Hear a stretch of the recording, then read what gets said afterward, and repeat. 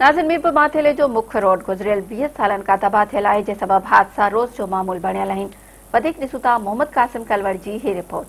मीरपुर माथेले का जो जरवार रोड आहे उन ते बीठा आहियूं। गुज़रियल 15 खां 20 सालनि खां ही रोड तबाह थी चुको आहे।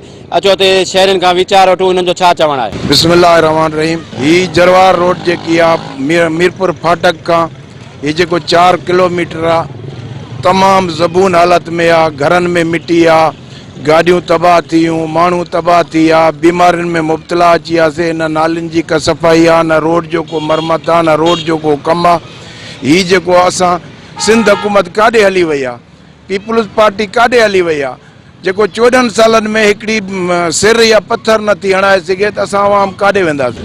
इन खे त घटि में घटि बि 20 साल थी विया आहिनि। रोड तबाह आहे, 5-6 किलोमीटर ते आहे। न ॾिसे थो त मोटरसाइकिल हली सघे थो।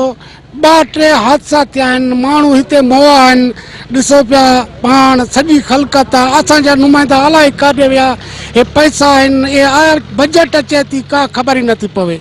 रस्तो तमामु ख़राब आहे। मेहरबानी करे गवर्नमेंट के अर्ज़ तो कजे त ही रोड असांखे ठाराए ॾिनी वञे। रोड ख़राब थिए असां किरी पिया, धक लॻी वियो आहे। असां झाकान वॾा हद वधीक झाकान अथई, असां धक लॻनि था वधीक, असां एक्सीडेंट थी पिया वधीक धक लॻनि था। रोड असांजी ख़राब आहे, बहितरीन करे असां रोड सां ठवाए ॾियो। हादसा थिया आहिनि हिते, कई भेरा मोटरसाइकिलां किरियूं आहिनि, गाॾियूं टकरियूं आहिनि ऐं 1-2 दफ़ा ट्रैक्टर बि किरी पिया आहिनि।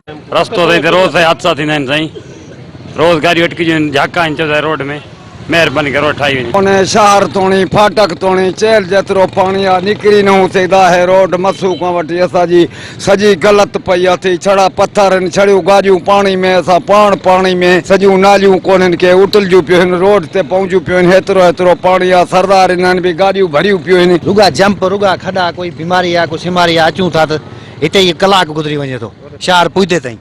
उनको पता ॾिसो कंहिं MNA या MP खे ख़्यालु नथो थिए जो रोड ठाराए। त हीअ असांजी जेका रोड आहे, हीअ हितां वेंदे असांजे गढ़ी ताईं जेको आहे, हितां थोरो 3-4 किलोमीटर परे ॻोठ आहे, तेसि ताईं हीअ रोड कॾहिं बि न ठहियो आहे। सन 1997 में जेको रोड ठहियो आहे, तंहिं खां पोइ अॼु ताईं रोड न ठहियो आहे। असीं असांजे जेके चूंडियल नुमाइंदनि खे ऐं ऐवाननि ताईं इहो आवाज़ु पुॼाईंदासीं त महिरबानी करे असांजे रोड रस्तनि खे सुठो कयो वञे, ठाहियो वञे। 20 साल ताईं थी विया आहिनि इन रोड खे। रोड जेको आहे न ठहियो आहे। असांजा हिते दुकान आहिनि, ॻोठ आहे असांजो, ॻोठ कोरनि जो ॻोठ आहे, सुडरनि जो ॻोठ आहे, मेंगवार बिरादरी जा ॻोठ आहिनि। सॼनि जे लाइ आधार आहे हिते रोड। असां गवर्नमेंट इमरान ख़ान खां ऐं वज़ीर आला सिंध खां अपील कयूं था त असांखे रोड ठाराए ॾिनो वञे। घुर कई वई आहे त जल्द में जल्द ही रोड ठाराए ॾिनो वञे।